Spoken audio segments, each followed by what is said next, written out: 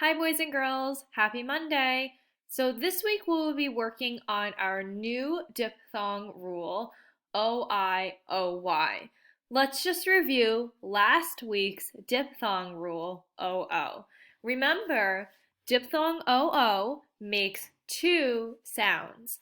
Last week we focused on the short sound, found in the middle of the word, as in book. This week we will be working on the diphthongs OI and OY. Diphthong OI and OY make the same sound. They both say oi. However, diphthong OI is found in the middle of the word, as in coin.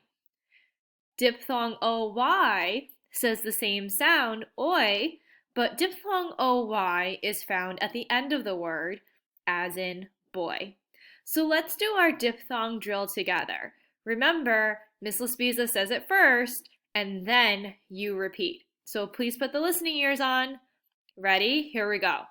Name of the pattern is O-I. Sound, oi. Found, middle of the word, as in coin. Nice job, boys and girls. Okay, it's your turn to say it now. Here we go. Name of the pattern? Good job. Sound, oi. Found, very good. Middle of the word, as in coin. Nice job, boys and girls. Let's move on to the next diphthong, OY.